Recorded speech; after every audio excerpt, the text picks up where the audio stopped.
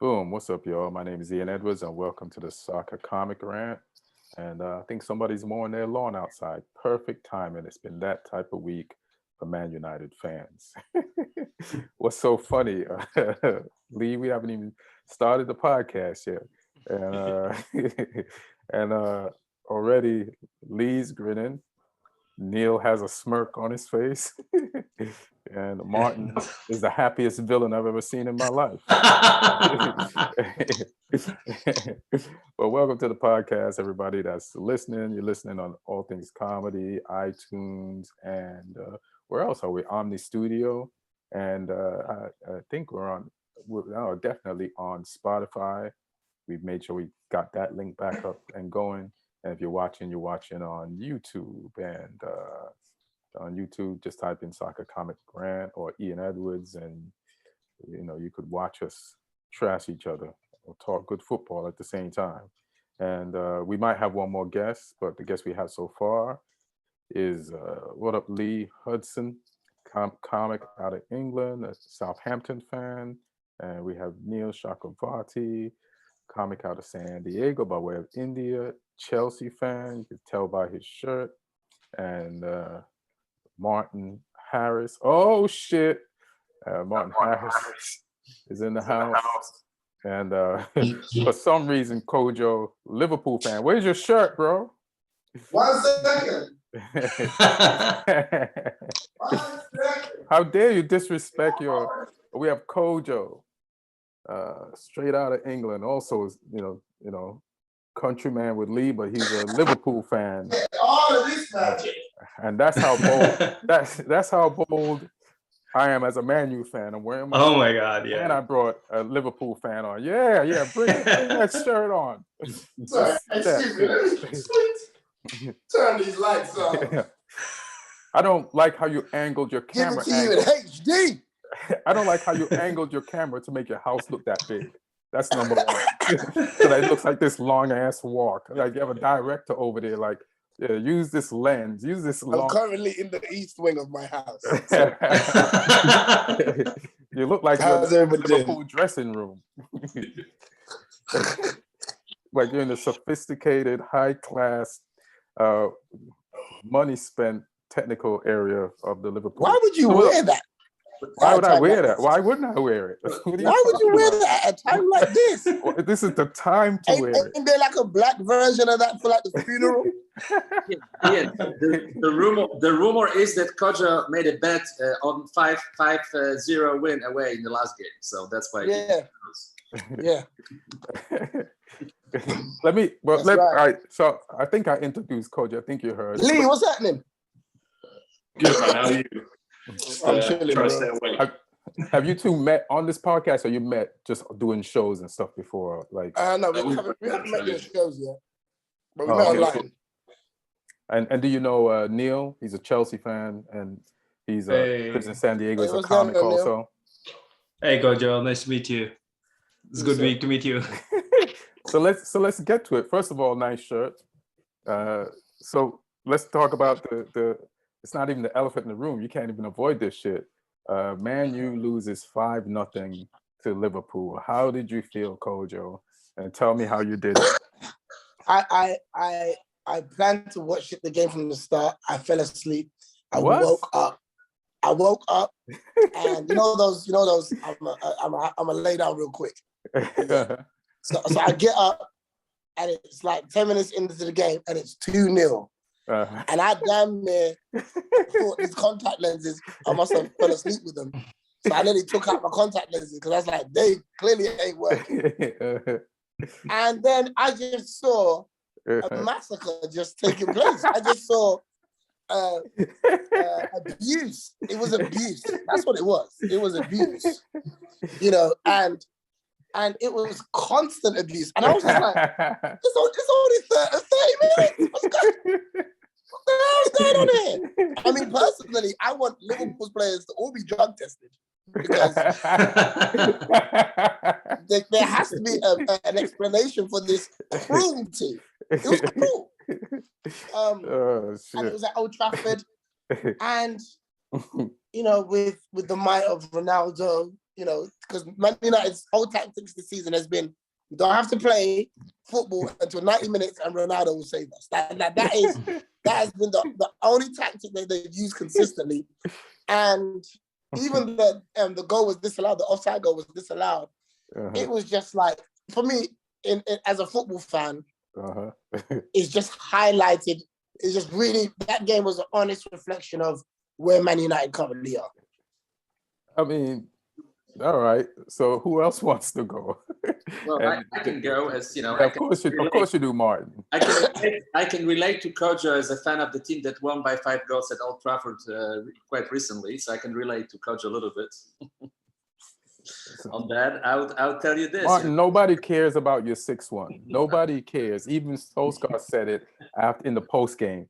Like, this is worse than. No, it is worse because of the rivalry. It is worse, and there were fans in the stadium. And you know why there's a rivalry? Because I mean, it's the biggest rivalry. Significant team and has put up a challenge and has titles. Yeah, but it's a rivalry for a long, long time, and that's why. Here's the thing, I'm gonna be a little philosophical about it. So I read a story about how ruthless Abramovich is, and how ruthless some of the major club owners are. Like Abramovich got rid of Lampard after Lampard did well and stopped doing well for a few months, and he got rid of him, and he gets rid of any coach that doesn't perform for like a short amount of time, and then replaces him with another coach who wins, and then replaces him with another coach. And that's how generally football right now is. There are more and more billionaires. It's more and more ruthless. It's more and more no sentiments. It's more of that. And Solskjær was always a sentimental choice. I kind of secretly rooted for him because I find him to be a nice guy. He's a really nice guy. And I had a personal story with him that I've shared, a few times, that he responded to my email back in 2014 when he was coach of Molde. He was extremely nice. I met him once when Poland played Norway. Same, perfect gentleman, extremely nice. So I secretly rooted for him. Martin, send him an email now. He's at Man United. Let's see the nice guy show up now. Listen, I would get back to you if I was managing Molde too. Come on now. I was about to say, if you sent that email during the last few weeks and he responded, then definitely Ollie out. Yeah, I mean, it's a little bit tough, because he's a good guy, but the way business works, the way football works, it seems like what's happening at Man U is not working, and they try to be sentimental with the choice. They didn't fire him. They didn't fire him yet. I don't know what they're kind of waiting for. Maybe they're waiting for a better candidate. Maybe they wait for Pochettino getting trouble in They're waiting for international. That's what it is. They want all the players to be out of the country. Oh, okay. So they can do the sacking in peace. It's always during international break. It's coming. Don't worry, it's coming. What is it, 2 weeks? Yeah. He's got 2 weeks. But that international break, someone's going to miss it. I also think they're trying to find the right candidate. I don't think they just want to grab just one of the names that's out there. You need somebody who's going to develop the youth and the team that we have right now. So I don't think they're trying to let's just you know what this reminds me of, E? This reminds me of when Kenny Dalglish came back to manage Liverpool, right? Before Brendan Rodgers. Right. It was sentimental, but we all knew it wasn't for long. We knew that it was just to get the club back in the right direction, get the fundamentals back. And I think the appointment of Ole Solskjær was a perfect one for a short period of time. For that. The club was in chaos. They lost all of their history and what Man United were about. He came, he galvanized them, he brought the team together. Good job. Now you've got experience at a top club. You can go and actually do a Leicester or a Villa or somewhere else. You know what I mean? Right. Man, this is Man United. They have to be competing for all of the top honors. There's no waiting around. There's nothing. Not when they've got money to spend as well. Right. And Man United, in terms of their transfers, it's just been who's doing well over there? Let's go and get them. It's not whether they're going to be good for us or they're going to be the type of footballer we need to play our football. I just feel like it's just been who's doing great over there, who's hype. Let's bring them in. You got Sancho on the bench. You got Pogba who's not starting against Fred and McTominay. Yeah, I know. I saw it. I think Solskjær, I was saying earlier this week, I think I was saying it to Martin, just in a chat, that, you talk about Ollie being a sentimental appointment. he's a sentimental coach, and sometimes he plays players that he has a sentimental feeling towards, like McTominay. It's like, hey man, just put Van der Beek in, bro. I'm watching.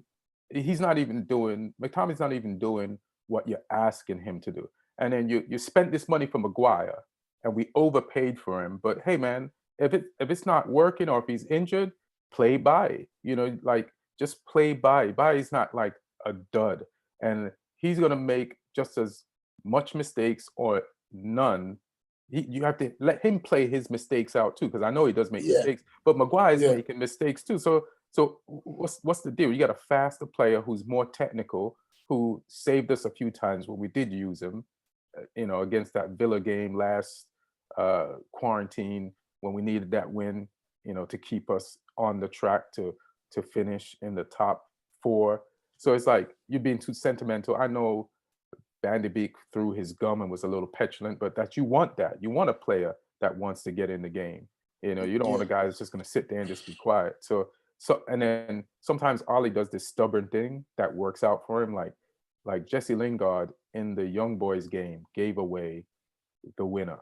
And then you play him the next game, and then he saves the game. And I've seen him do it with Pereira.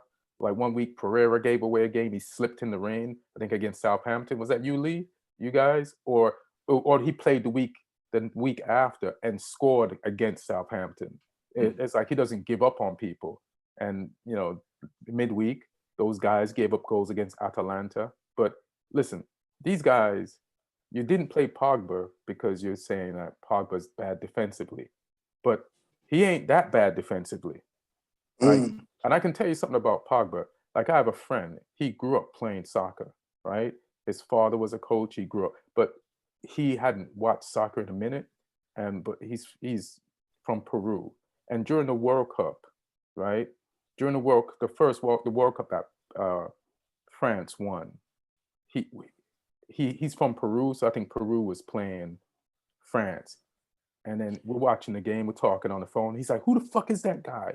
Who the fuck is that guy? And he's yelling about Pogba. And he's like, that guy won't move. He's in the way. His positioning, he does not move. He's in the way. And he wasn't yelling about Pogba doing something with the ball. He was yelling at what Pogba was doing without the ball. And our whole team is out of position, our whole shape. I said these things on the podcast last week about we either completely press or we stay in a low block. Like, we're terrible without the ball. There's too many spaces. Like, Tuchel always talks about spaces. And I figured, like, if me, a guy who's learning tactics, because Lee's pretty good with tactics, so is Neil, and just watching all the interview shows, I'm learning more. I'm like, if I figured out what's going on with Man United, I said the good news last week was that we'll fix it. And they didn't fix none of that shit. The worst thing for me was the interview with Luke Shaw. I don't know if you saw this. I didn't see that yet. Luke Shaw's had an interview where he said, we knew this was coming. And I'm like, that points towards something really bad. If the players are saying we knew this was coming, like, how bad are things there if you know this is coming and you can't do anything about it? Like, that's really shocking to hear that from a player. Right. But normally you wouldn't say that. And for me, him even speaking that and voicing that is a sign that they're not playing for him. Go ahead. They're not playing for him. No, I don't think they're not playing for him because they just did it the game before. I think, you ever see Band of the Brothers? I brought this up last week. When it's based on a true story about the 101st Airborne. So they had like a leader, captain, that was like from college, that, he had a degree, so he didn't have any battle experience, and he had to lead these guys, and he just kept on making mistakes. And you have to listen to the guy who's leading you. But luckily, before they went into war, they got rid of him, and then they got somebody that knew what the fuck they were doing. Like, the thing I don't like about Ollie is, like, when I think about like we're all comics, right?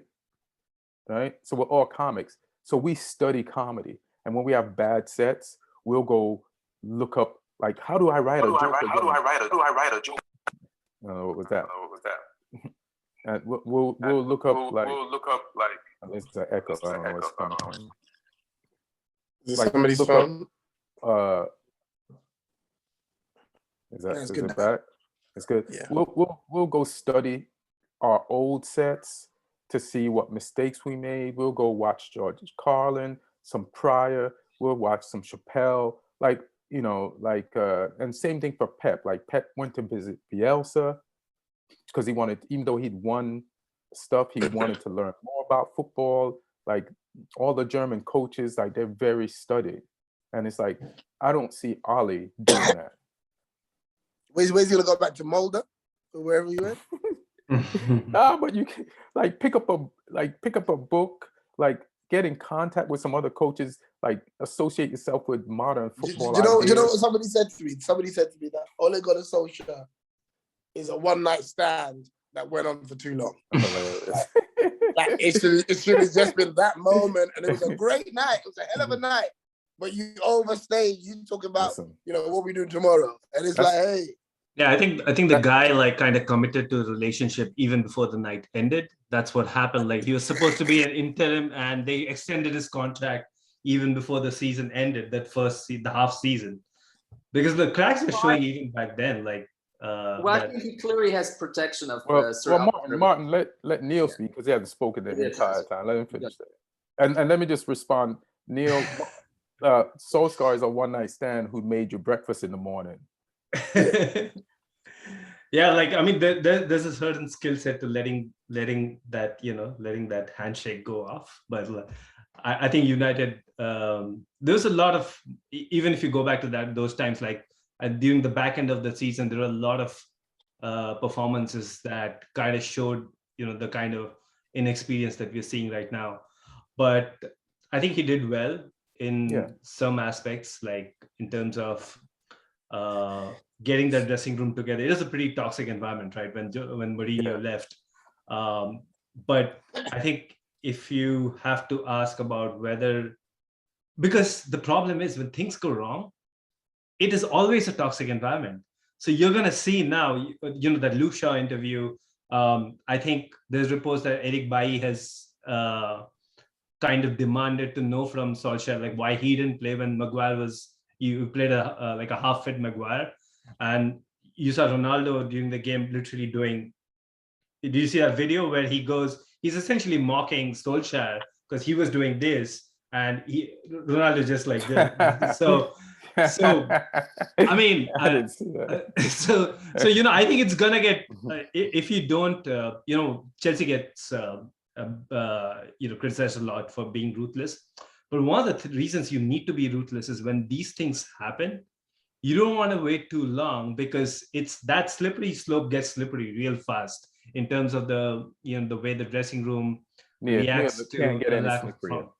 Neil, it's like you say that, but like wait a week. Let's see the kind of statements that come out. We still need a coach, and you can't. I was coming to that. Like, I think the reason why there's so much uncertainty right now is, I think at the board level, or Woodward and all these folks, they kind of don't know. They're frozen. Like they don't know what to do because the last time they went in for established coaches with a good resume, things didn't work out, and it led to a loss of the United way. I frankly don't believe in that. Like I think clubs evolve, teams evolve. So if you're gonna hold on to what Alex Ferguson did, a process that started 30 years back, I don't think it's going to work.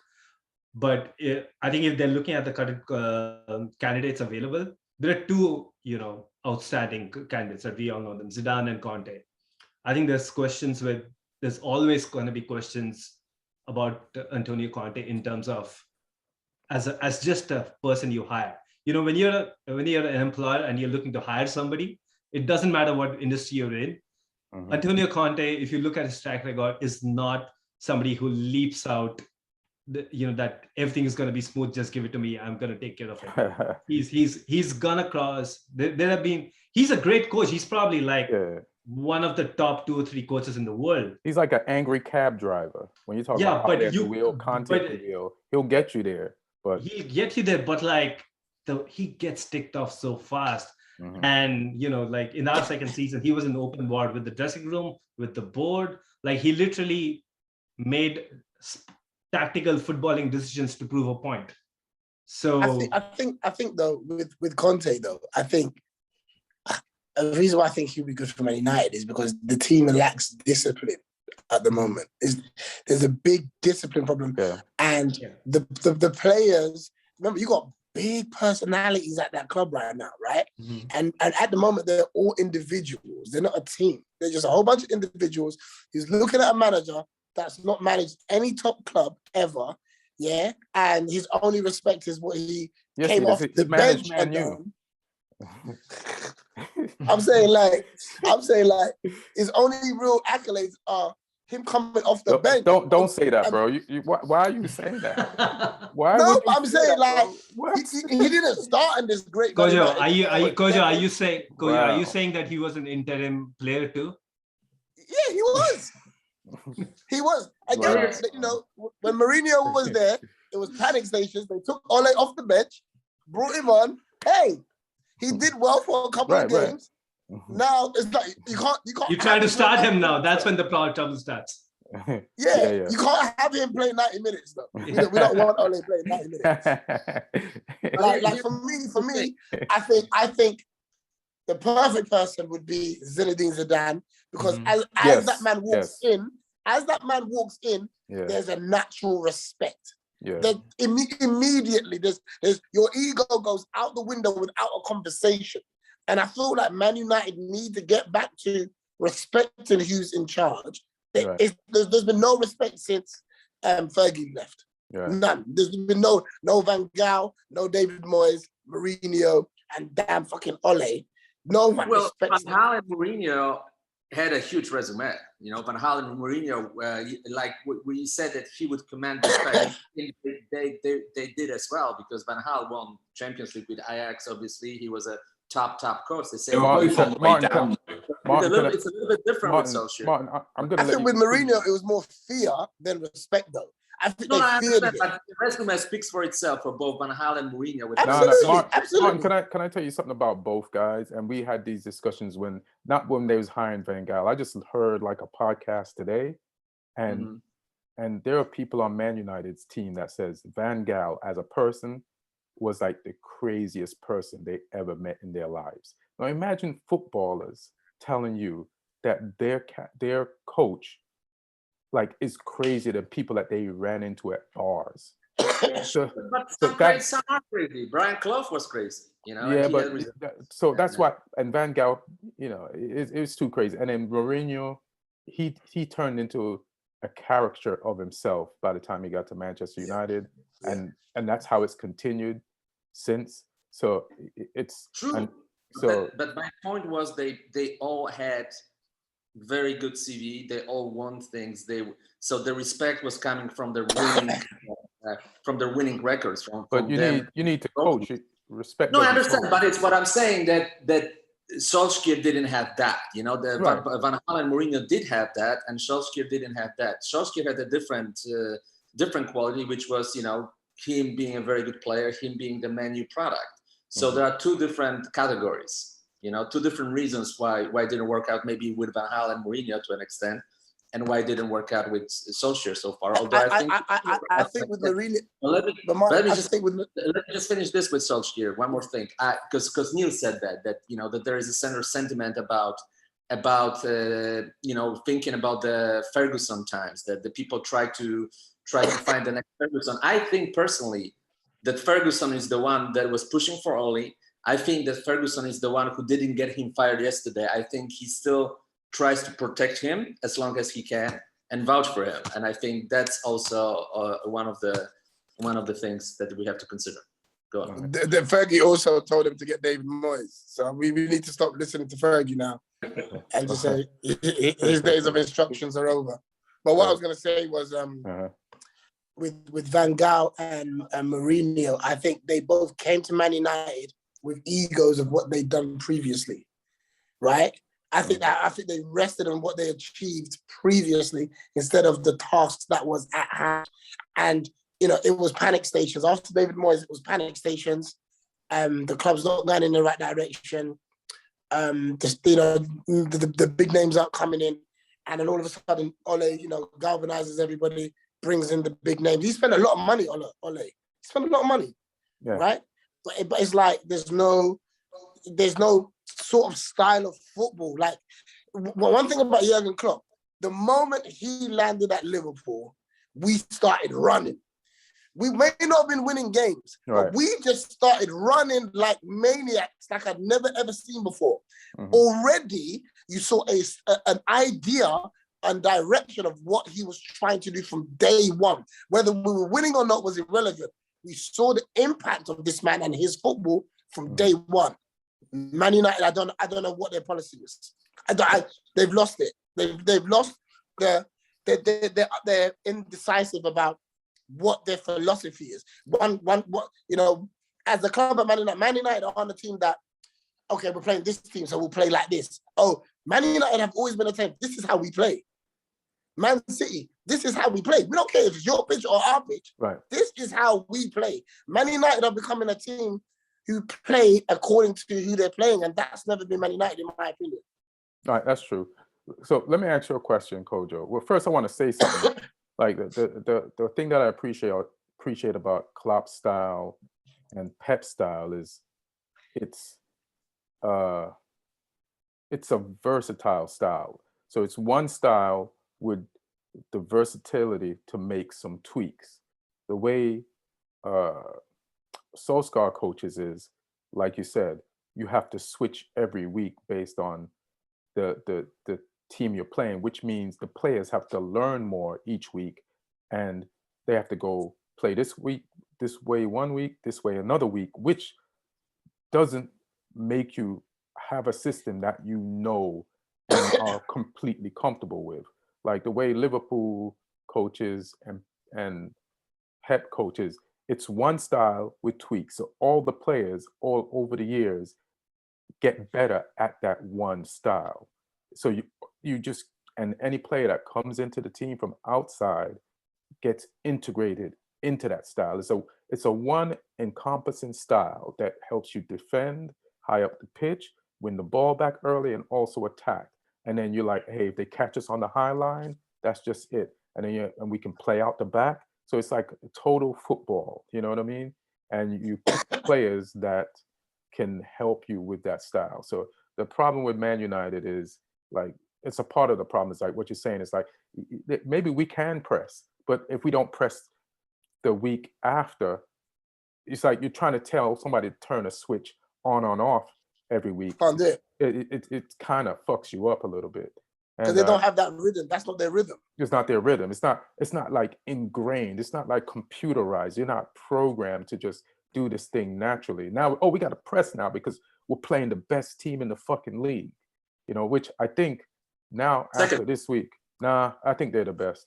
I think that because they have better scorers, they have midfield, they have a stronger team. They have a stronger team than they had last year. You know what you said, right? What? You see one thing about Liverpool, yeah? Mm-hmm. Like, I've been through the journey with this club, right, when we was terrible. Oh yeah, but no matter who plays, they know what the instruction is. Right. We don't have the greatest squad in the league. We don't. You do. But Kobe, but what's the name? Curtis Jones comes into the team. He knows exactly what his job is. Canate hasn't played many games. He comes in, he plays exactly what the role is. So we don't need big names to replace our first 11. We just need players who understand what the rule is in that position. Look at James Milner. No matter where he plays, he understands what the task is. So this is the first time ever in supporting Liverpool. I don't give a damn who's on the bench. I don't care who comes on. I don't even care who's starting. There was no complaints. You never saw no one complain that Mane never started. You never saw no complaints that there was no Fabinho. You never saw no complaints that there was no Joe Matip. Because everybody understands what to do at the club. Right. And so let me ask.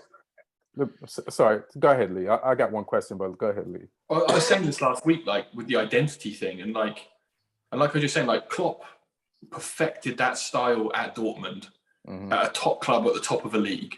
Like Pep perfected his style at Barca, at Bayern, at top clubs at the top of the league. What was Ollie perfecting when he was getting Cardiff relegated? Like, and I said it last week, this man, if he leaves United tomorrow, would not walk into another single top club in the world. I think I agreed top club, but I felt like he could get into other clubs because you say no, but somebody would take him. You know. Who? Stopping away. Norwich would take him. Well, he had us playing like Norwich this weekend. So I'll tell you that. So Rosenborg away is a tough game. Rosenborg away in a midweek. That's a tough game. At 2-0? All right.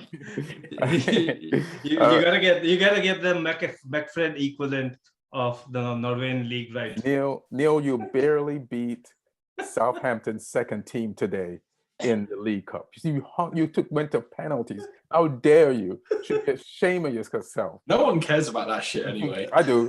It's all I got, man. Don't just dismiss it. That's all I got. You think I'm not going to use Southampton?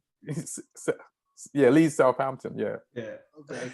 So your feeder club. Oh man, we appreciate you guys. Any more of them goodies? Yeah. Why doesn't Southampton just celebrate whenever Liverpool wins? I know. Exactly. That's what you should just do. But Martin, I know you want to ask something, but I have to ask Kojo something. and I think this game proves that Man United is a bigger club than Liverpool.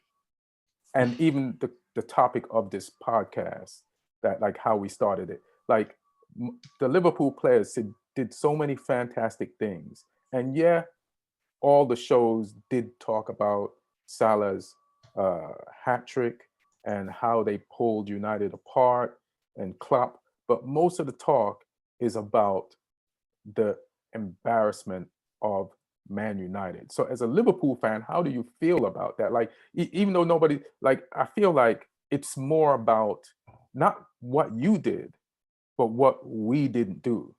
Is that kind of? I don't think we had our best game. I mean, you didn't have to. No, but my point is, some of those goals that Salah scored, I think the last one was amazing. The other two were Man United mistakes. They wasn't Liverpool playing great. Right. Do you understand what I'm trying to say? So even when he scored the second one, he was a bit shell-shocked that he went in. You know what I mean? Like, you look at him, he's surprised. You know, that's how bad. So for me, that game was all about how bad Man United are, as opposed to Liverpool being this dynamic team. Yes, we always on the front foot. We always start quickly. That's our thing. But Liverpool players, if you look at the faces of them, they were so shocked and surprised of how much space that they had. Pretty hilarious. Everything that they probably trained for went out the window because they had so much space and so much on the ball, which can also throw you when you think that a team's going to be a bit more aggressive than they actually are. And it was just kind of just happening. And for me as a Liverpool fan, I stopped watching my team and thinking about how great they are. And I started focusing more on everything that's going wrong with Man United. Because regardless of them being rivals, it's a great Premier League when there's a good Man United, period. It is. Because I need Man United to be good so that they take points of City, Chelsea, Tottenham, all the... That's what we all need. We all need more clubs that are great. And, you know, the Premier League's been brilliant this season so far, but... Right, it has. Yeah, but Man United are it started from Alex Ferguson. I'm sorry, it started from Alex Ferguson and it's gone on till now. And now is the next decision that they make is going to be brutal. It's going to decide whether you're going to come back into the conversation or you're going to be maybe like Arsenal and be lingering in no man's land for a long time. Arsenal, who's better than Spurs right now? Listen. No, they're not. They're not. Look at the table. They're not. But all right, so Martin, you was going to say something. Go ahead. Yeah, I mean, a couple of thoughts, because I also listened to some experts and I also spoke to some friends and people who are still in football. You know, there are a couple of storylines regarding United that are kind of interesting. The first storyline is they are controversial. Those are not my thoughts, but I'm going to tell them anyway. You have to bring him up then. It's Jonathan Wilson, who is a very very very well known writer who I covered a couple of tournaments with in the previous decade or 2 decades ago. He said that Cristiano Ronaldo is actually hurting United more than helping, because he's this one-man celebrity that doesn't really play any defense. He yells at those young players like Rashford and Greenwood.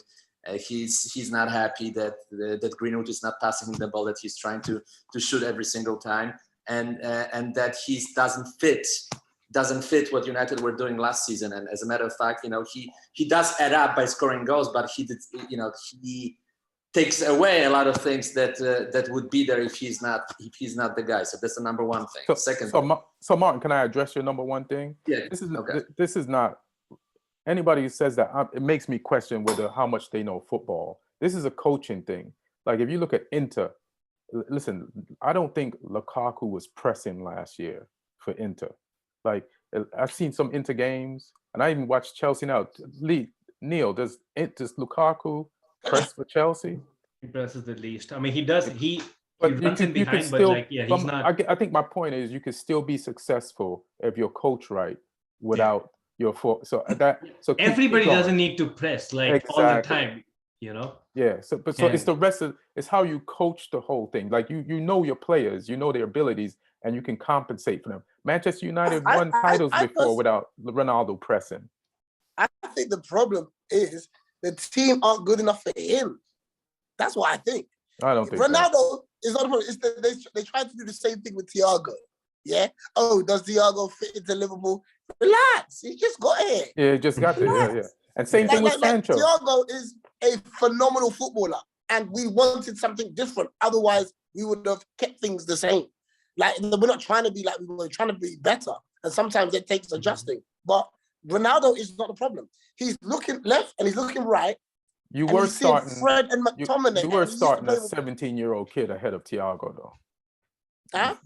You were starting a 17-year-old kid. No. Remember, he's been injured. But you were before he got injured. No. You mean Thiago's been injured?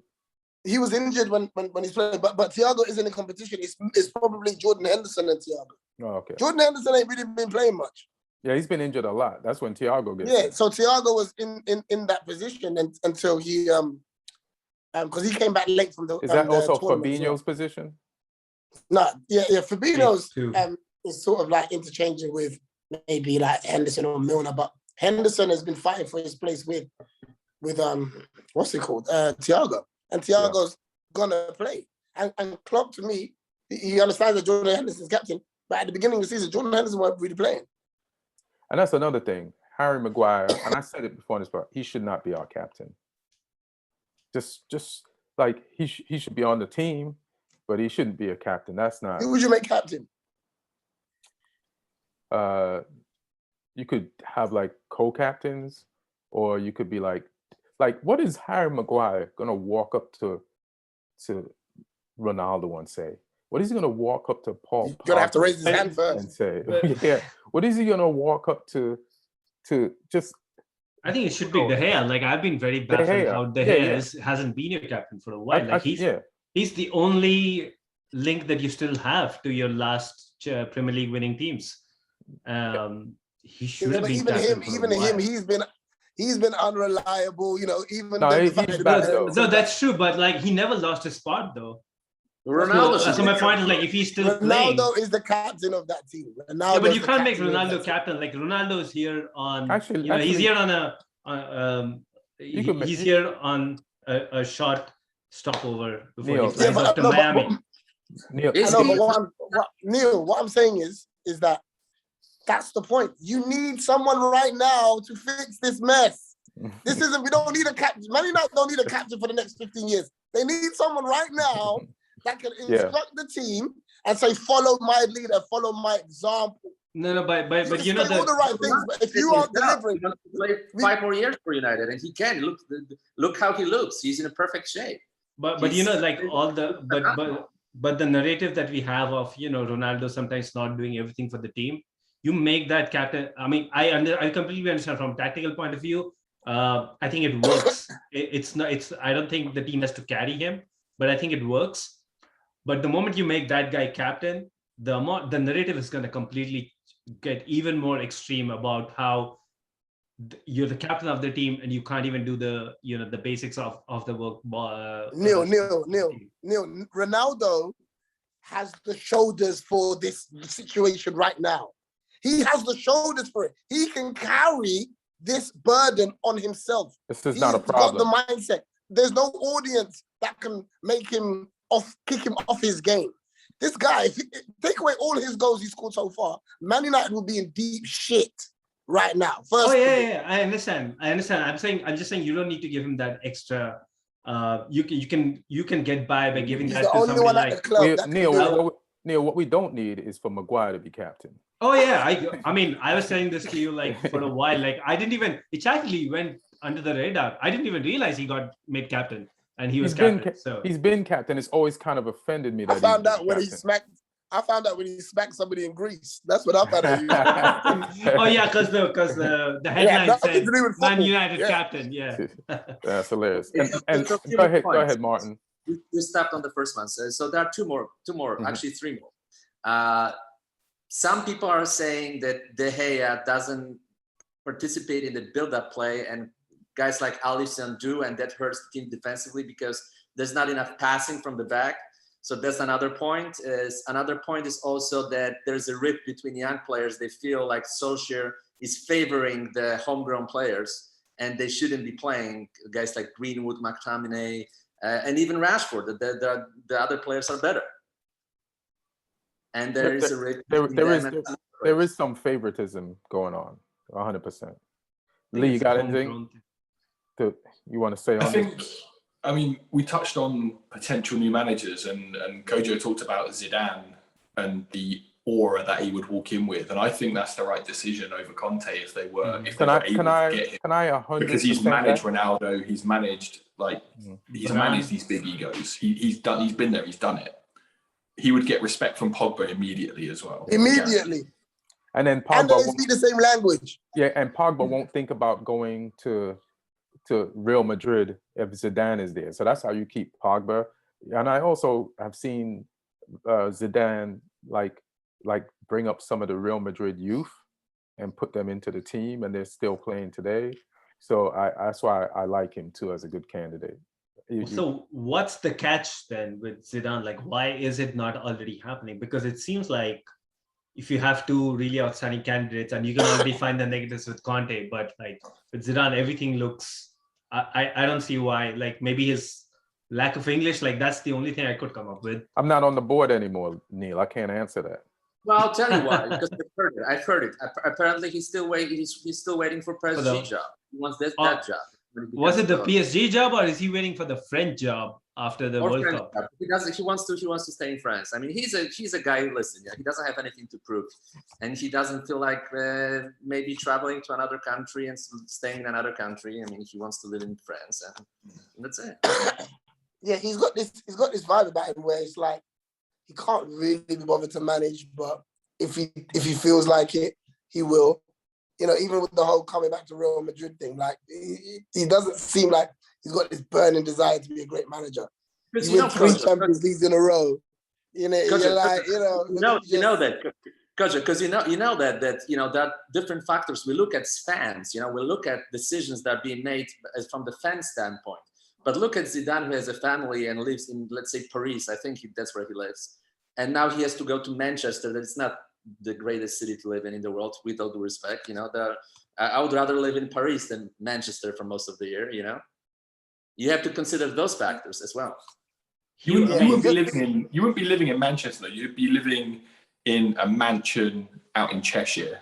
You wouldn't be living in Manchester. I know, but there's no Riviera in Manchester. There's no yachts and boats. Hey man, they have a solid city center. Just watch your mouth. Yeah. It's got have a great mall. Yeah. No, I just don't see. I mean, if it's good enough for Ronaldo. I don't see the excitement for Zidane to go to Man United. I just don't think he cares that much. I think everything he's trying to do now might lead him to the French national job, maybe, or Paris Saint-Germain. I just think like he's never shown me any.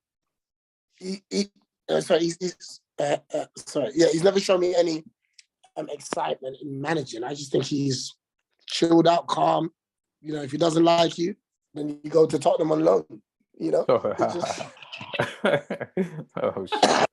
it just is what it is. But I think that he doesn't kick and scream. There's no, I don't know if he does interviews. He just doesn't really care. He knows how to coach, though. I've never seen him speak a word of English, so I don't know if that's. I still keep feeling that's probably. Aren't French people like?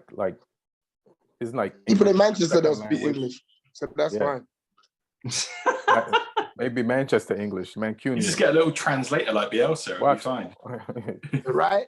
Yeah. But I see Conte going there. I think Conte would be a bad choice. I just think he's too volatile, and also he would require a massive change in system. And I don't think it suits the squad United have to go to a back three, wing backs, a front two. I don't think it would work for them, really. You know what style doesn't suit us now? The one we got. But I first Can I ask you a question, Ian? You said what style, Lee? No style. Yeah, no style. Yeah, exactly. What do you think about? I personally saw this coming. Yeah, and I saw it coming even more after was it the Euros or the World Cup? The Euros. Right. Jadon Sancho, bro. I was arguing for him for the whole summer. I was like, why is this guy not starting for England? Right. I said, why is this guy not starting? I've seen what he does at Dortmund. Why is he not starting for England? And now he's not starting for Man United. There's a problem with this guy. I don't know if application, attitude, but how do you come from being one of the most talked about players to not starting for your country over Saka, who's had no Champions League experience, none, but he's playing ahead of you. Manchester United, they're playing you on the left. Because I'm confused. Something's going on with him. Well, it's not necessarily him. It's Greenwood did a good job on the right. Listen. There's certain players or positions you're damned if you do and damned if you don't. And I said this on the podcast. Like Greenwood has scored for us on the right, like important goals, and he came into the season playing good, right? And he scored. So it's tough to just dismiss him. Why was Greenwood even on the right in the first place? Be honest. He's a striker. Right. He's a striker. I understand. That's what his mindset is. Right. Striking goals. This guy has the flair for the wing.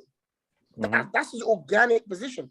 Greenwood only went there because he probably couldn't start as the main striker. Right. Even Rashford started as a number 9. Right. They moved him out to the left. Martial came in as a striker. He got moved. Where do these players play? Are they even happy in the position? I remember Steven Gerrard. I read Steven Gerrard's book.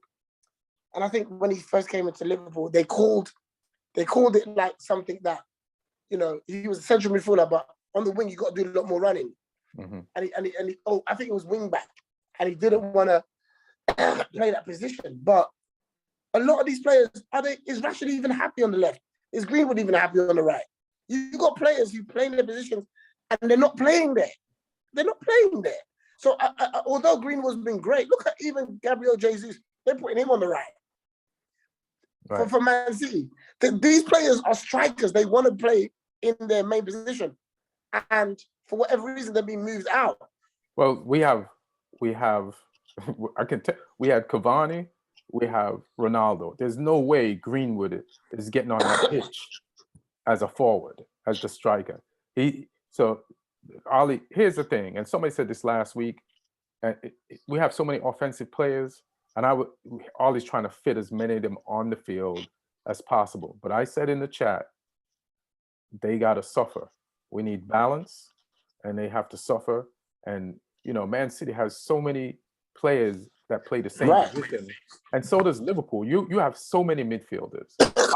So I won't see Oxlade-Chamberlain on the pitch for 6 months in a season, but he's still there. And it's like Ketia, and is it Ketia? How long has he been? Naby Keita, yeah. Naby Keita. Look how long he's been there. And I always kind of believed in him, but for some reason, maybe you can tell me why Klopp hasn't been playing him. He's always injured. He's been injured for 3 seasons. Okay, so that's what Lee said last week. But but I, it's like that with great teams. Sometimes motherfuckers just gonna have to be on the bench so that you. Yeah, I know, but like one of my friends is a football agent. He did the Lukaku deal, and he says a lot of these players have bad attitudes because they sign for a club and they expect to play. And he said to me, and made me change my mindset. He said, just because you sign for a new club, don't mean you deserve to play. Right. You got to come here and apply yourself and earn your space.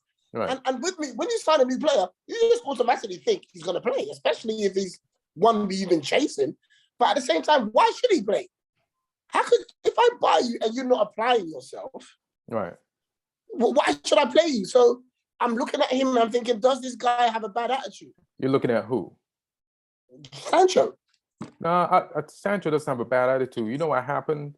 Like, he was on the left. England and Man United, bro. The same, just Man United. England and Man United. All right, so he got dropped to Dortmund a few times for discipline issues. But that's when he wanted to leave Dortmund, and they didn't sell him, and they made it difficult. So then they had to at least they disciplined him. So I give Dortmund credit for that. So then because he had an agreement with them, it didn't work out. So he got a little petulant. So then Dortmund did what they had to do. But then the party trained him good for United. Well, did they? and then now, like, we have a few players who aren't playing, right? Which you said, just because you sign for a team for a certain position, that you have to apply yourself to get on the field. So also, I think this league has a great history of young attacking players coming in and taking their time to settle in. And, exactly. Bed into the pace and physicality of the Premier League. I mean, he's grown up on English football, but it's been a couple of years now that he's been away. So look at all Chelsea players that they spent all that money on. They're taking their time to acclimate into this league, and they were stars in the Bundesliga. Bro, this is Jadon Sancho. This isn't a kid who went to Moscow and then went on loan to Russia. He'll be fine. He'll be fine. Jadon Sancho will be fine. Just listen, man. You got players. He'll be fine when he gets a good manager. Yes, exactly. Like we need a better manager, right? I think what's going to happen, like this thing that Lee just said, right? Like when you have a new manager, another thing that's going to happen is the players suddenly know that you have to have a reaction, because now you don't have a bad manager as an excuse anymore. You can't keep. Then basically the finger's going to start pointing at you. So because you've eliminated one potential root of the problem. So I think you're going to get a great response regardless of which manager. I think it's going to be interesting when they actually pull the trigger, because I was just looking at the schedule. You have 3 more games before the next international break, and that's Spurs, Atalanta, City. Spurs, Atlanta, City. That's right. So, and then there's Watford, Chelsea, Arsenal. You know what's interesting, Martin? Who do you play in the League Cup tomorrow? I have to. I don't think we're still in it. I don't know. I think it's still. But let me address what you just said. Is it that bad, Martin? That you just thrown away all your pictures? So we could talk about how Spurs did this week. No. Let me just say this one thing. We haven't talked about it yet. There's a sentiment towards Pochettino at Man U, and they're just maybe waiting for him to be released from PSG. But there's a strong sentiment. You can't wait for another manager to get sacked. Wait, Sir Alex Ferguson doesn't like that. A lot of people don't like Conte. So what do you think we are, Everton? Listen, Pochettino has he won anything? Pochettino, he picked up 2 domestic trophies. He is well remembered by both me and Lee. He's remembered very, very positively overall. Don't try to drag Lee into this. Lee's not. Your help on this one. Nah, you're not getting it. Lee, who do they play in the League Cup? Did you look it up? I think Burnley. Oh, okay. All right. Another one there. No, tomorrow. I think it's at Burnley. Oh God. That's a 1-0 for Burnley then. But I went down to Southampton versus Burnley on Saturday, and I wasn't that impressed with Burnley, but Maxwell Cornet is a player. I'm surprised they got him from Lyon. He's a player. Who's the guy on the left for them? Mm-hmm. They've got a left winger at Burnley that I like. Right winger. Livramento. Dwight McNeil is the other winger. McNeil. Maxwell Cornet. McNeil, I think it's McNeil. I think he's quite good. You're talking about from Burnley? Yeah, from Burnley. Yeah, he's got a wicked cross on him, and he's quite quick. I like him. Yeah, but now they got him and Cornet on either side, and Cornet came from Lyon, Champions League, scored against Man City in the Champions League. I don't know how he's ended up at Burnley, but no, you know, some of these players, they just want to get to the Premier League, showcase themselves. Yeah. They're just. He scored 2 against us at the weekend, and he was one of the best players on the pitch. He was great. Some of these players are just red light districting themselves. They're just like in the window with the light on, and they want to be seen, and then picked by the right team. So Lee, let's give you some credit. Well, not some credit, but so what you do? You get a tie this week against Burnley, and you went to the game. How was that? It was a weird one because we started slow. We were making mistakes at the start. We went 1-0 down from a sloppy goal. And then it woke us up and we created a whole bunch of chances. We missed a whole bunch of chances. Livramento scored his first senior goal off a corner. And then second half, we came out still playing well. Brozier scored, so we were 2-1 up. Both our goals from Chelsea Academy kids. Hilarious. And then we should have used that as a platform to just go win the game and make sure we get the points. But we let in another sloppy goal for 2-2, and that's how it finished. So, what's Theo Walcott's kind of contribution down there nowadays?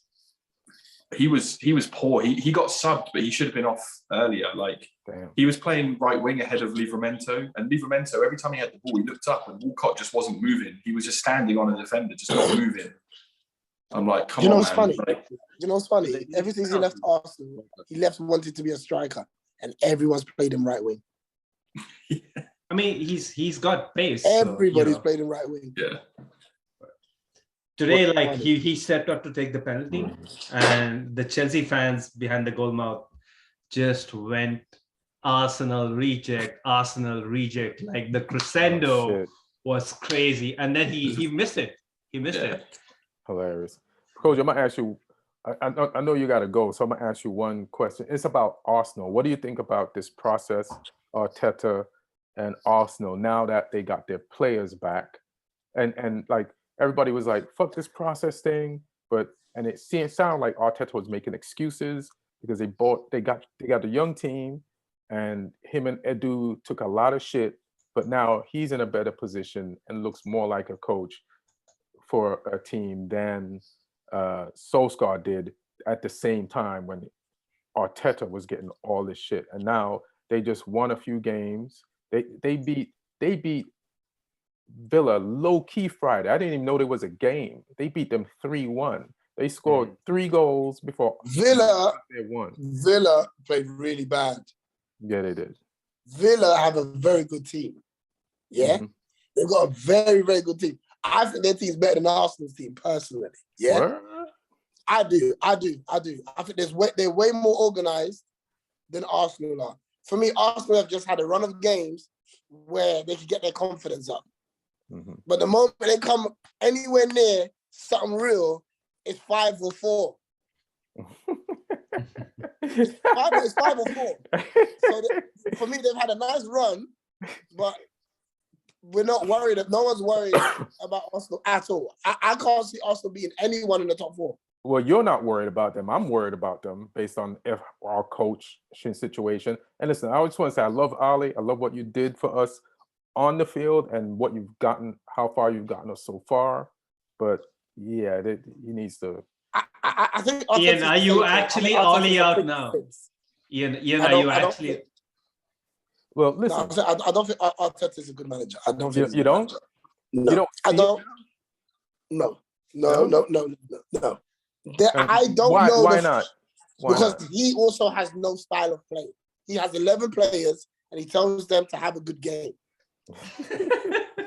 That's not what I'm seeing now, though. Bro, there's no, I don't see no pattern of play. I know everybody needs time, But like I said to you, and this is the difference between having an experienced manager in Pep, Klopp, and Tuchel. The moment they come to a club, you get what the direction is immediately. This is the difference.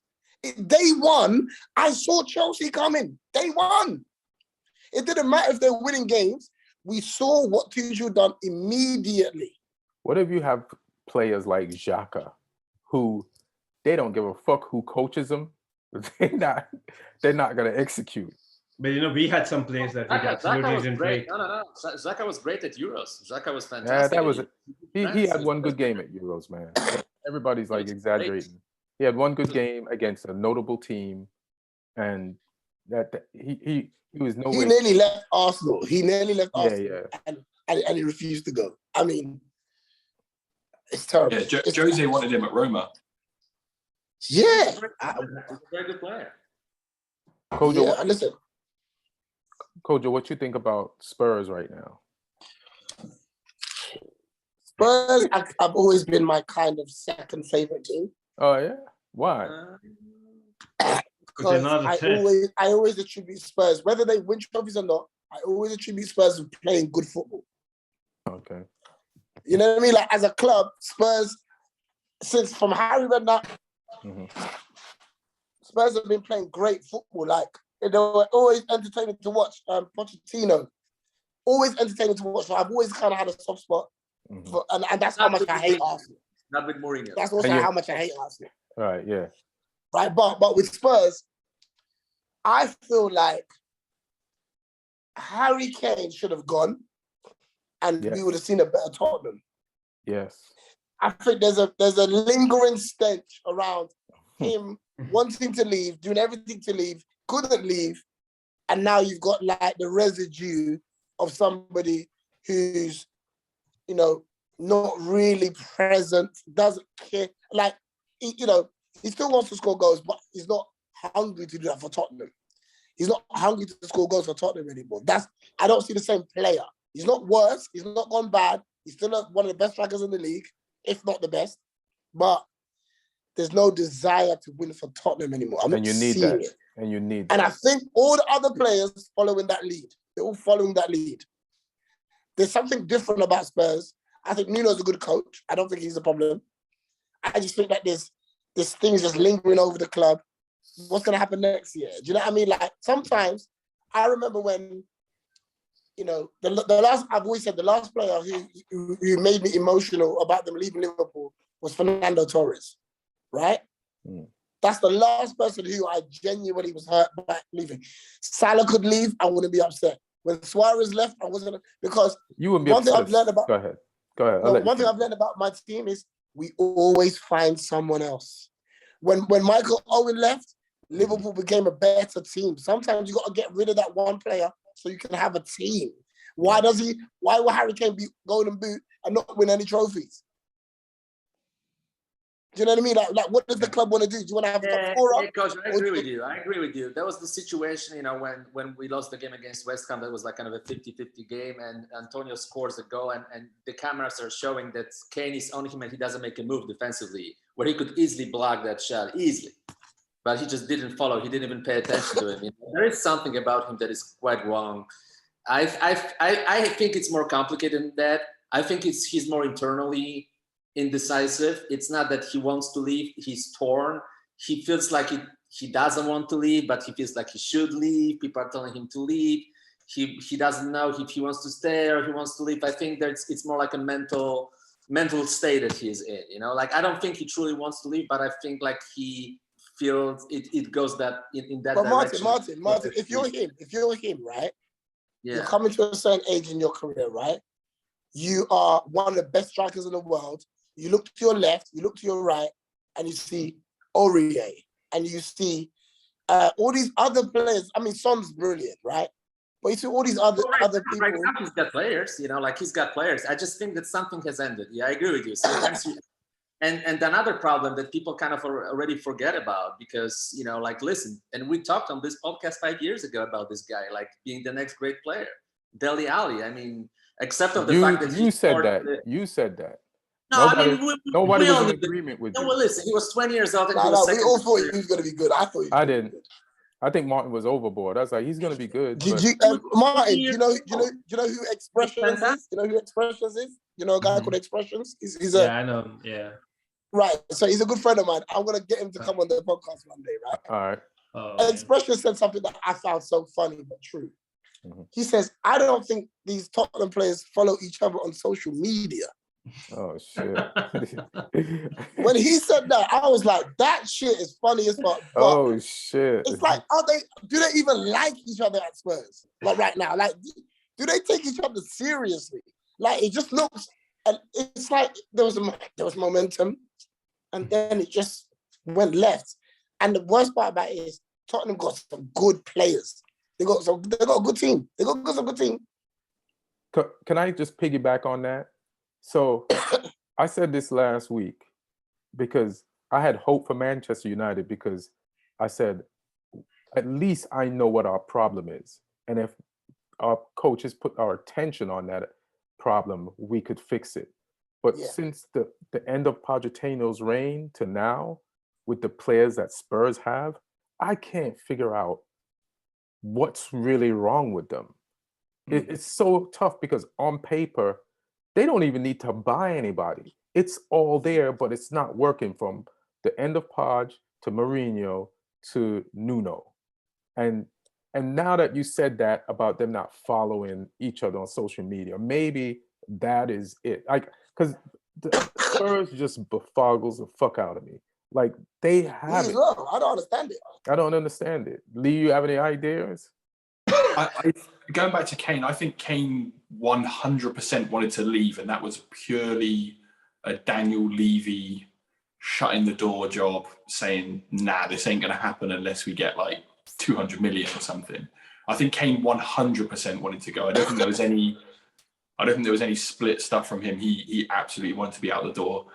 I think with Spurs as well, it's just been poor managerial choices. Like, Poch was getting there with it. He was getting there with that squad, but he stayed too long. So by the time he was getting somewhere, he had been there too long, and the players stopped responding to the methods. So the hiring after Poch was key, and it needed to be someone who would still play a similar style, but would have a different message and come in. And Mourinho was completely the wrong choice for that, because he changed. He was completely the other way in terms of playing style and everything.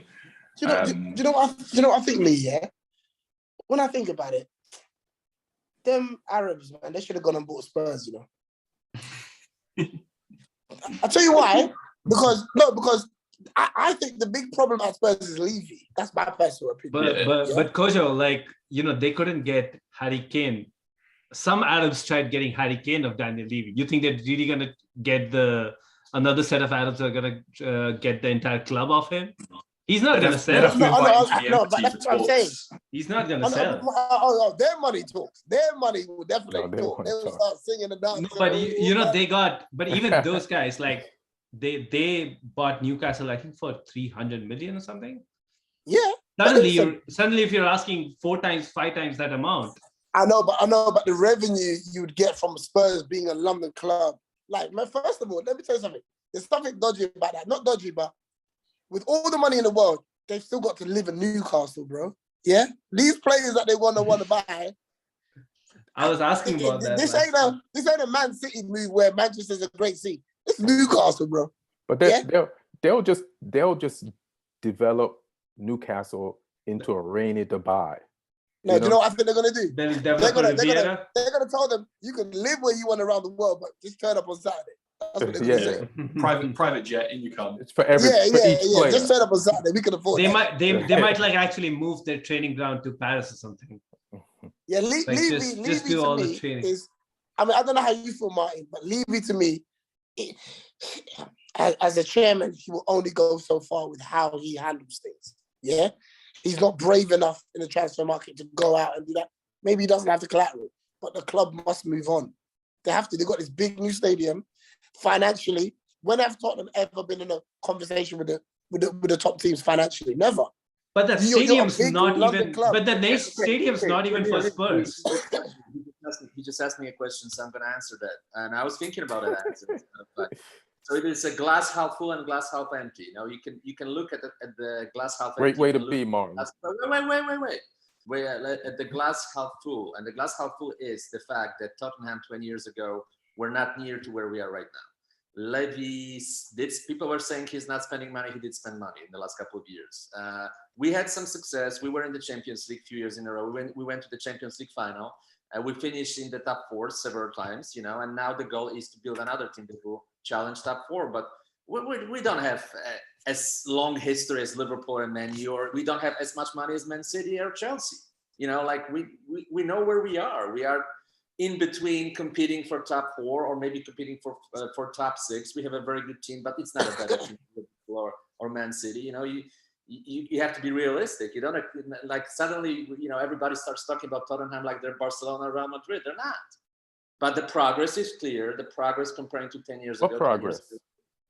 It's a but Martin, how are you going to feel, Martin? How are you going to feel when Newcastle go and buy everybody, and in the next 2 seasons, right?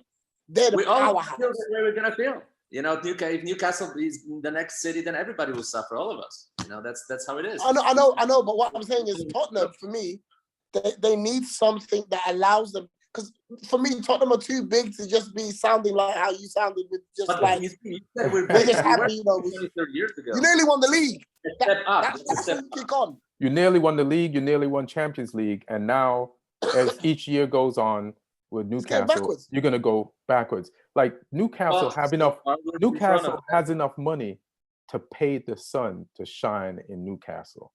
That's how much money they got. So they can Newcastle's getting, or they can buy. You know, like if they have that much money, they can buy anybody. You know, like I've got a theory actually. Go ahead. Yeah. And that is, if you look up the highest polluting nations in the world that are responsible for climate change, Saudi Arabia is number 1. It's up the top. Like the Saudi oil companies contribute massive amounts to climate change, and I think that they've been playing the long game. They knew they were going to buy Newcastle. They wanted to make the planet hotter, so that by the time they buy them, Newcastle was warm enough to attract players. There you go. That makes sense to me. Now I get it. What were you going to say, Neil?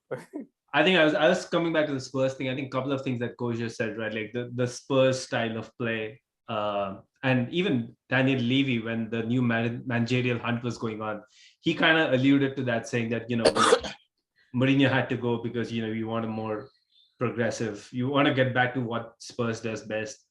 And then they go and hire the most, you know, like the dollar store a more Jose Mourinho, successful version of Mourinho. Right. So like there are certain aspects of the decision making that just doesn't make sense at the club. I could see why he could have won a trophy and he sacked the man. I mean, yeah, like the biggest thing in Spurs history would have been to win a trophy, and no, it's not the biggest thing in Spurs history. And we talked about history that pre-Abramovich we had actually bigger history, but you know we just didn't have this Russian oligarch. Like was the atomic bomb invented then? Like how far back are we going now? So no, I'm saying, you know, it's not. It wouldn't be. No, I'm saying like, but Martin, don't you want to like win a trophy at some point? Like, no, they don't. No, Tottenham don't want to win trophies. They don't. Like Wiggins won, Roberto Martinez and Wiggins won a trophy. Stable top 4 club every year. That's no, Neil. I'm answering you. I would rather have a stable top 4 club, and we were for 4 years. You know, so I would rather go back to that. Then win some League Cup. You know, I would rather have another 4 years in a row in the top 4. Kojo, who do you think is in a better position, Spurs or Arsenal? Spurs. That's because you just hate Arsenal. No, listen to me. I don't know where the quality is at Arsenal. I don't. Aubameyang plays when he feels like it. Sometimes Arsenal he feels like it right now. And apparently he was on the pitch. Like Lacazette, I have no idea what rhythm he's on. Pepe was 75 million. That's all I ever know about the player. The new kid, that's number 10. promising, but you're asking him to lead a team. Partey, okay, he's doing all right. Like, the only thing I like about Arsenal, is the goalkeeper, Ramsdale. I think he's brilliant. I think the goalkeeper is really, really good. Yeah? Other than that, I don't, and Saka as well. But even then, he's still a kid. A lot of pressure on him to lead. Anyway, forget Arsenal. Tottenham have a good team. They have a good team. I just don't know. I can't put my finger on what is going on at Spurs. I can't put my finger on it. I can't put my finger on it either. They've got a good team. Kojo, we're number 5 in the league? We're okay. We're not bad. Martin, you just lost. What'd you do? You lost this weekend. Yeah, sure. Martin.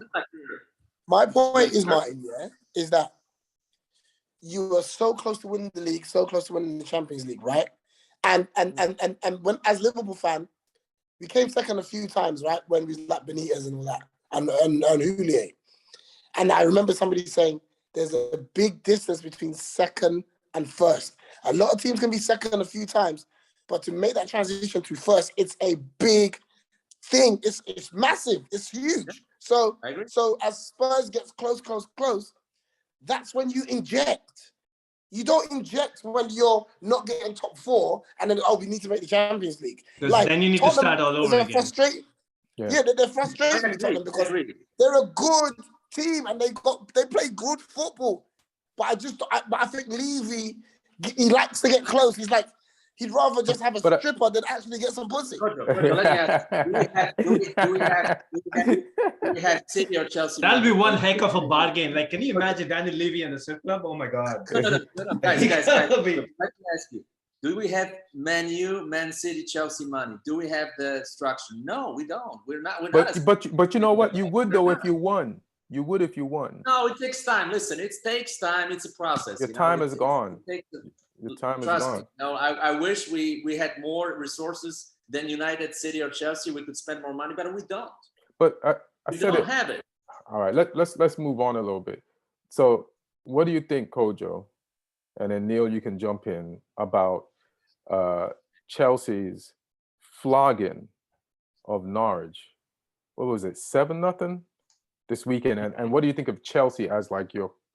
Who are the teams you think can outdo you guys, Liverpool, for the title this season? You know what's funny, right? My boy that I was telling you about earlier, he's a massive Chelsea fan, right? Oh yeah. And for me, I'm not afraid of Chelsea, but I'm afraid of their manager. I think Tuchel is the difference between whether that team can win the title or not. Yeah. I don't believe that they've got an 11 that I'm afraid of. Right. But they've got a manager who knows how to get them to play. Yeah. And that is very similar traits to what Klopp has done with us. Right. We never had the best 11 for a long time, but we had a manager. Klopp's the biggest thing at Liverpool, first of all. There'll be more uproar him leaving than Mo Salah leaving, right? Mm-hmm. So for me, I'm seeing a similar pattern with Chelsea where they're still quietly going about their business. You know, they had no striker the other day and they scored 7 goals. Do you understand what I'm trying to say? That, to me, is the manager and how he's setting them up to play. He's getting those players to know exactly what they're supposed to do when it's their turn to play. And I can already see it happening. Can they win the league? Absolutely. Are they the best team in the league? I don't think they are. When Lukaku plays against the top team, he goes missing. Well, you know, the thing with... Wait. Neil, I'll give you time, bro. Take this medicine real quick.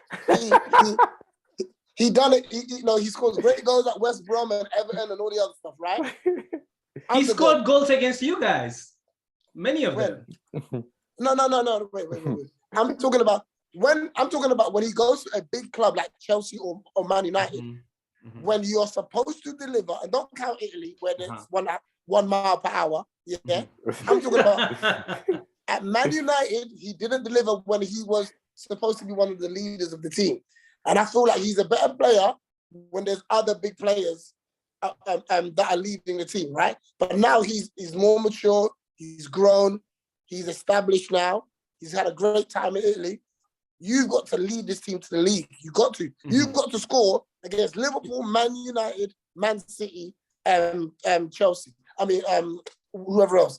Arsenal he scored against, but we could all score against Arsenal in this room, right? Well, see, that's the thing. The narrative changes. Like the moment you scored against Arsenal, they're like, "Oh, it's just Arsenal." No. Arsenal, you would count Arsenal's goals Arsenal, in a lot of seasons, right? Arsenal aren't a big team at the moment, but I'm saying he did nothing against us. He done nothing against us. I think he did a lot against you guys. Like when we the fact that we got that draw, I think was down to Lukaku a lot because he was playing up top when we went down to 10 men, and he was the only guy who was giving our midfield and defense a break in between, because it was like wave after wave after wave of attacks, and his hold-up play actually allowed us to, reset. You know, I agree with that. And the two biggest chances, even though Liverpool had the majority share of the ball, the two biggest chances actually came from, one was a shot that Lukaku had, which was Alisson would not have got to it. It was a great block by Matip. And the other one was Lukaku slipping in Kovacic for a one-on-one with Alisson. So I kind of what you're saying is correct. What you're saying is correct, but you're talking about the other aspects of his game, which I think he actually goes. People don't talk about that too much because he's always in the box when there's a corner to help them defend. And I love that about Lukaku. I'm talking about from those important goals when it's 0-0. When that's championship form, when you're not playing great, but you still. But I'll tell you, like when it is 0-0, he's gotten us 6 points already in the league, and he's gotten us 3 points in the Champions League. It may not have been against the most flashiest of teams, but here's the problem we had last season was not the big teams. Tuchel, since he came in, he actually beat every team in the top 7 in that second half of the season. Our problem was we had so many draws against teams that are not in those top. So even if you want to say, let's assume the narrative is that Lukaku is a flat track bully, I think that's taking us to a league title. I mean, potentially. Of course, there's really good teams right now. I'll tell you what, I know when my team's not good and I know when we're phenomenal. And everyone was not talking about us because we signed a defender who, for me, is going to be one of the best defenders. I said that at the beginning of the season in our podcast. But the season we won the league, we signed nobody in the summer, and we signed Minamino in January. Right. That's when we abused everybody. Yeah, and was like 23 points ahead. Klopp, you have to understand. Klopp has done it again. We're not signing, unless your name's Jude Bellingham, we don't need you at our club. We're not. But that's because he did all his signing and his spending money in the first Alisson, 3 years, right? He spent 450 million on defender, and so you have a complete squad, and you added since then. You've added Thiago to it. You've added Konate to it. You've added Jota to it. I think right now, the Jota only thing. I think the only thing that can be in terms of even depth for Liverpool is the fact that you probably don't have that fifth guy or the sixth guy. You're down to in what position? In attack, like in the front three. You have the front three and you have Jota, so you have 4. But if there's an injury, if there's AFCON. Yeah, that's it. That's my only concern. Yeah, but that's my only concern. But listen, you still have 4 guys. It feels like Chelsea only has 1 guy, and he's injured right now. But Chelsea's got 17 different goal scorers, and it's just we're still in October. Can I just say something about Chelsea though? You guys don't look good. You're winning, but you don't look good. Like you won this season. 7-0 at the weekend. No, they won. But I'm just talking about Southampton. It was Norwich. It's Norwich. It's Norwich. Oh, yeah, I don't want to get overboard about the Norwich wins, but beat Man United 5-0 at Old Trafford. Then you can go. But I will say this though. I think among the top 3 contenders in the season right now, Chelsea, City, Liverpool, we've had the toughest run in. Right. And we're top of the table. So I understand there are flaws in that team, much more than the flaws in Liverpool and City. No. But that's understandable, right? Because their managers, their teams, their systems have been together for longer. It's moving like clockwork, everything. So, but if you're still top of the league now, it's only gonna get smoother. Is what I gotta say. All right. Neil, you don't have that many flaws. In my opinion, you have less flaws than anybody else in the league.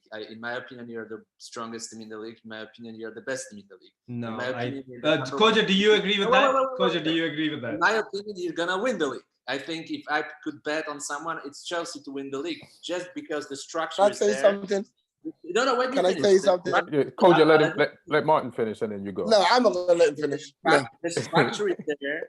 The structure is there. Coaching is there. Players understand what they're doing. It's discipline. It's a German way of playing football. But that's there in the other two teams too. It's efficient. It's very efficient, and it's a teamwork, and it's a team-oriented concept. And I think the way you scrap those wins, it shows the character of the team as well. I think this team will be extremely difficult to beat. I remember the game we played. First half, we think like we're dominating, we're gonna score, and then boom, boom, boom. Thank you very much. And that's how Chelsea plays, because they can just take those chances, take those moments, and just. No, I would have been a little more confident if our competition was Spurs, but like we are going up against City and Liverpool, and that's. I know. That's what I'm saying. Like you're going up against a club that has not lost in 23 games.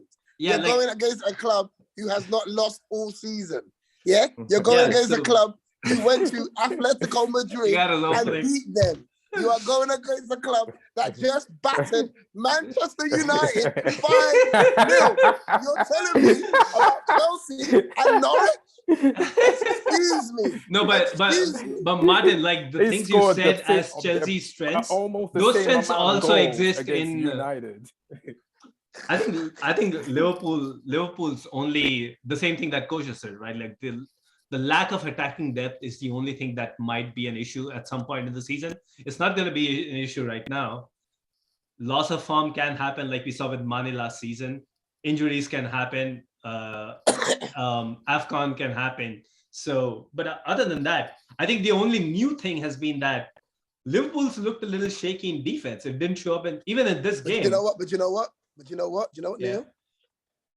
Konate has played 3 games for us, conceded no goals.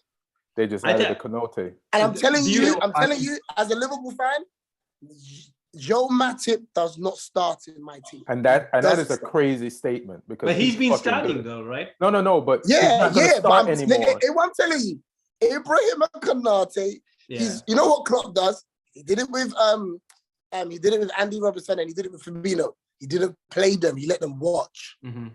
He didn't play them. He just said, study how we play. Look at our second left back, Tsimikas. Yeah. Have you seen this guy this season? Bro, when Andy Robertson don't play, we don't worried. Yeah. Because he had a whole season to watch how we play. Every game Tsimikas has played, he's been one of our best players. I'm telling you, bro. But this season. Okay, here's the thought. Who has been the better centre back this season? Joel Matip or Virgil van Dijk? What does it matter? I would honestly say, coming back from an injury. The reason why I'll say Van Dijk. And the reason why I say Van Dijk is because when I look at my team sheet and he's in the team sheet, the other team prepared for this. Lukaku, saw Van Dijk and he got outmuscled. No, but Lukaku bodied Van Dijk. Van Dijk beat him up. Van Dijk actually rolled. Van Dijk actually moved. They moved Lukaku from Van Dijk to Matip somewhere during the first half. Neil, let me ask you a question. Why did you pass ask the that baton question? on? Neil, why did you answer? The reason I asked the question is I agree with the coach that you always have to play Van Dijk. But if you're talking about getting Konate in, I think on form Matip has been better. But Neil, that's expected because this guy just came back from a year-long injury. He's going to play himself back up to where he is. So the problem is he's going to get better and they're right behind you. And now they added Konate. Like, it's a huge thing for Matip not to start. And he's not starting because he ain't playing well. He's starting that's strength in because depth. somebody that's is better. Depth, that's right? fucking scary. I mean, we got Thiago Silva who doesn't start half our games because, we can afford to have him chill for a while. I'm going to say something. I just want Lee wanted to comment earlier. And my other thing, I think Chelsea was better last year because you had Tammy on the bench and you had Giroud.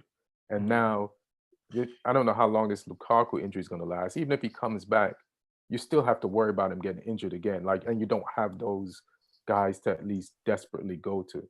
So I still think you still have a chance of winning, but I think Liverpool. I mean, that's our flaw. Like, Martin was saying that we don't have a flaw. I think that's the biggest flaw we have. Yeah. We don't have a lot of killers in attack. Right. But proven in the Premier League. I think Lukaku is our only one. Everybody else is kind of very raw in the league. And we kind of have trying to find solutions from different places, which so far is happening. Like our wing backs are basically auxiliary attackers at this point. And we're getting goals from set pieces with our centre backs. These two, I mean, let's see, like, if the attack gets more smoother as the season goes along. I'm hoping you'll probably buy a striker in the winter break. You'll probably buy someone like, I don't know, Callum Wilson or someone like that. No, I think that era of Chelsea buying Callum Wilson is over. I think we used to do stuff like that under Conte. Like, it used to rile me up the wall. Those rumors of, we got rumored for getting like. Well, you need a sub. You need a sub striker. You need a sub striker. No, I think the only thing that we'll do goals for us. Lee, I just heard today there's a recall clause. I didn't want to bother you, but I just heard today. So Lee, say that again. I said Chelsea's best sub strikers scoring goals for us right now. So. And who's that? Broja, yeah.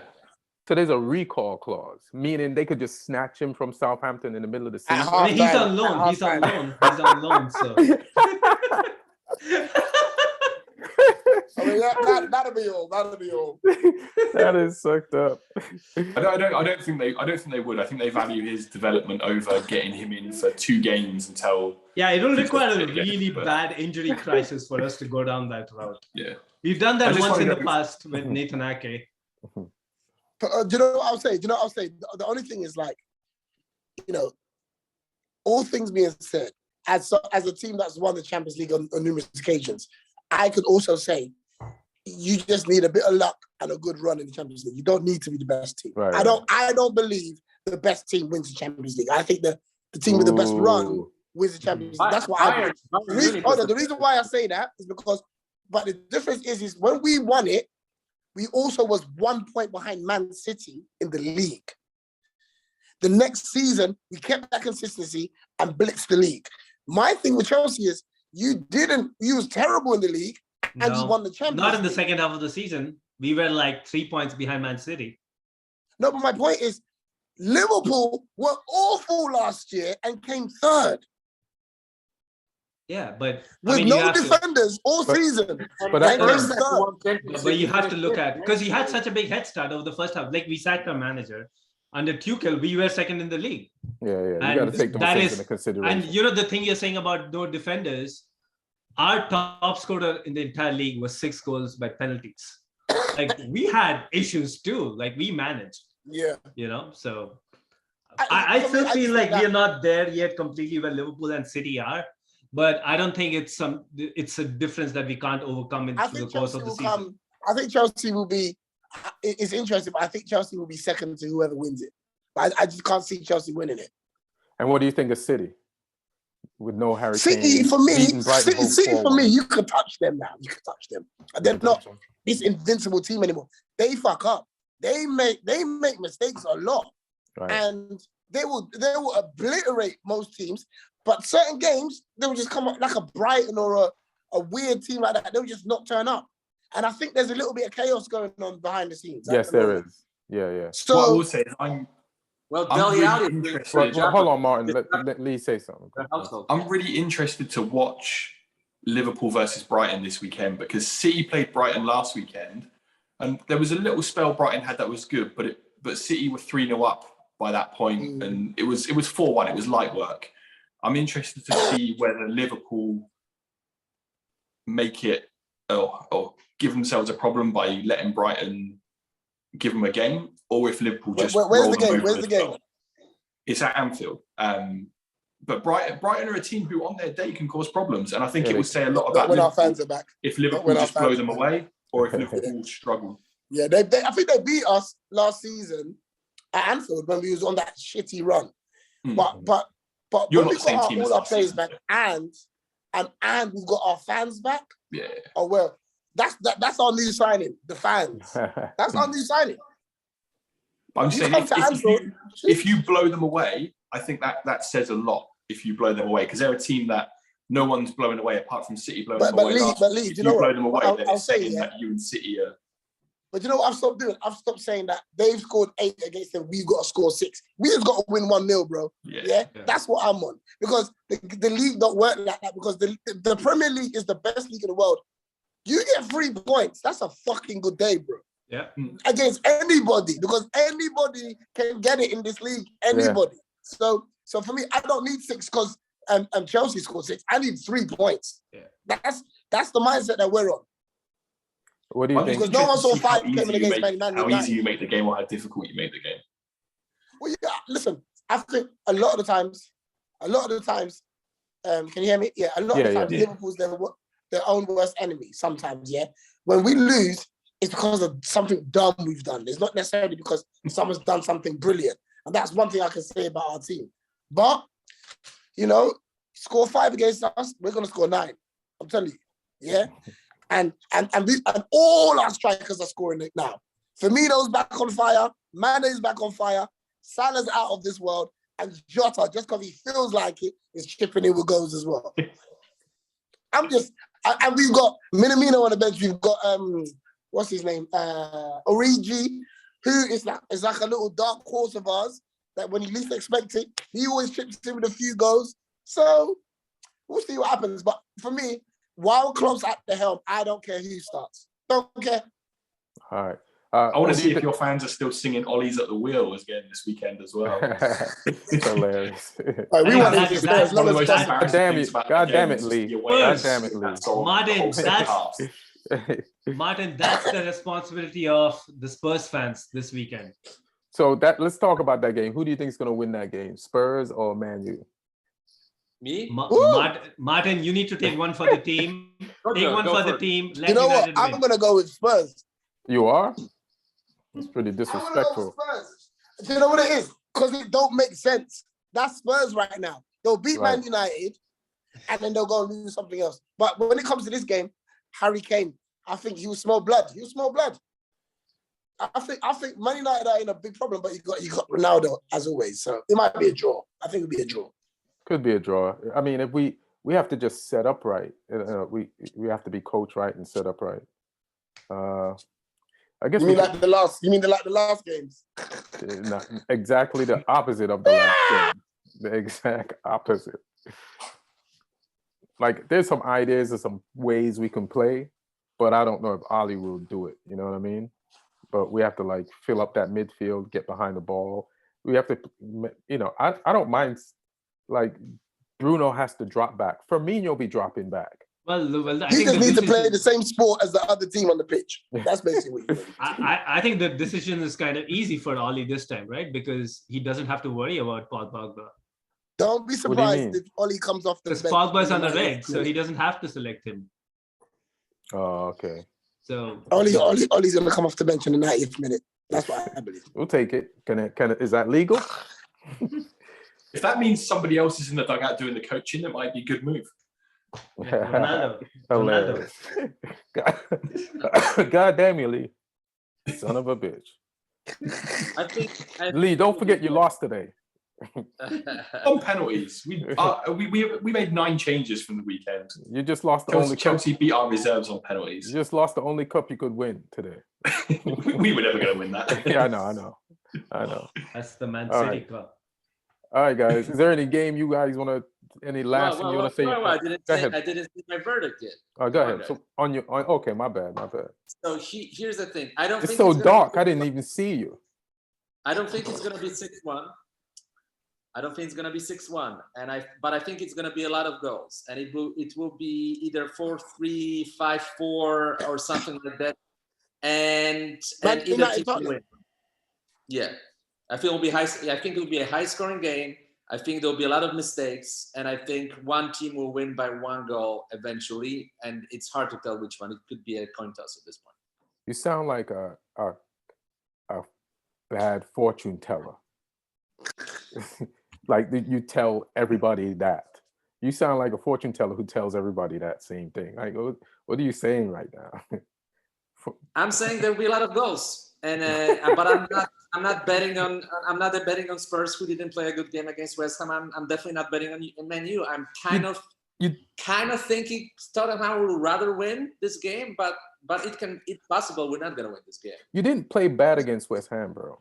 I know you didn't watch the game. I watched the game. Second half, we didn't show up. Second half, we didn't have a single shot on goal. If Man United lose, do you think they'll sack him? Oh, 100%. Well, you know what will happen if Man United lose? Like, in the board's head, like I just heard today, when we sacked Mourinho, we had to pay him and the coaching staff out $90 million. That's a lot of fucking money. Yeah, but Ole is gonna be cheap, right? You could get rid of Ole for a tenner. Yeah. Nah, he just signed a new 4-year contract. You should be able to sack him for gross misconduct after the weekend. No money. Absolutely. Yeah, but business is business. So I feel like the board, they're gonna start asking around and looking, but they might be trying to think in their head. I think they're just trying to get that next coach lined up. They're not gonna sack before that happens. Right. So it doesn't. I mean, Ole would have to go on some run, but that's how interim managers get hired, because when everybody knows that a new manager is coming up, what's the incentive for the current guy to do anything? So you have to get rid of this guy if you've already made up your mind to sack him.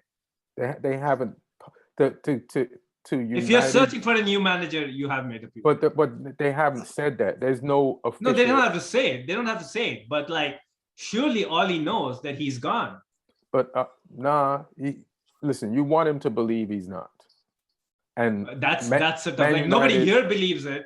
No, but listen, I'm going to change the odds for Sam Allardyce going to Man United. Get out of here, man. Get out of here. You're tired, man. Go to bed. Bruce, better. Okay, I Bruce. I just wanted to share this one thing. Can you guys see? Is this legal? Can we use this? Can you see this? First of all, I don't know who gave you screen share permission. I did not authorize this. So this is what's going on, guys. Yeah, but so what's your point? We all know Ollie's gone. He's going to try to not be gone. He's going to feel. Now I'm saying if he's a dead man walking, this what is he going to do? Like, but listen, I don't think interim coaches help. They didn't help Spurs last year. But they helped you guys. Steve Bruce. He's still in charge. Nah. The interim coach is still in charge. I mean, as a joke, yes, but not he really. Was the interim coach. Nah. He's gotten us further than any. Well, he's the most successful interim coach of all time then. Ian. Besides Gus Poyet. Ian, he's the most successful interim coach of all time. Roberto Di Matteo won the No, that's the one I was talking about. Yeah. And Rafa Benitez won the UEFA Cup. No, he's not interim. He was Ian, give it to Roy Keane. Give it to Roy Keane. He will put everything. Nah. Roy Keane will go Roy Keane will go in that locker room like he's a black parent, pull off his belt, and start beating people. No. Roy Keane was 2-foot pomper in training. Yeah. He'd go and find The Rock and Triple H. Yeah. Well, we need somebody like we'll be fine. We'll be fine. Steve Bruce is out of job. Even you didn't believe yourself saying that just then, Ian. No, listen. I've always said this, and you guys have heard me say this. You asked me before, years ago, if Ole was a good coach. And I was like, listen, if he's not, we'll get someone better. But the fact is, he took the team from like a shit squad to the squad.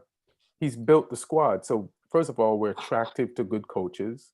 And he's not the best coach in the world. And if he doesn't grow in the job, we'll just replace him with somebody better. This is a win-win situation. Ole was either going to get better or he's going to replace him with someone better. There's no losing here. And that's just always been the bottom line. I think the losing is probably the 3 years where you could have been a better team. What 3 years? You have to. Nah, you're being facetious. We didn't have the team we had, bro. Now we have the losing was a game at the weekend that fans will be able to talk about for decades. Yeah, like that was one for the ages. Every team has games like that. Come on, I could talk about our 9-0 whooping of you guys, but I don't. It's so stale. I would never even bring up the fact that we beat you 9-0. I've been hurt more by narrow losses to rivals than I have by those 9-0s. The 9-0s meant nothing. Yeah, you know what's weird about me? Our ass last season. So what? Aston Villa whooped our ass last season, and that was before our injuries. Yeah. Every you know. But at home to your rivals is. Like I say, Liverpool fans will be singing songs about that for the rest of time. Good for them. And that's not a price worth paying. And I've written 2 new songs today.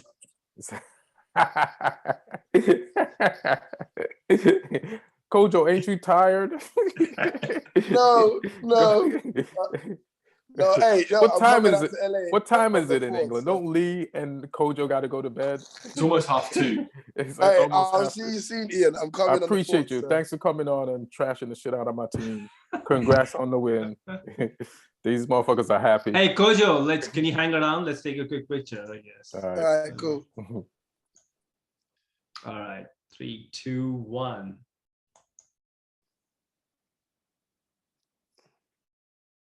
Oh, sorry, guys. Can you do it once more? I had a delay on for some reason. All right, 3, 2, 1. Got it. Thanks. No worries, guys. All right. Hey, man, and tell your kid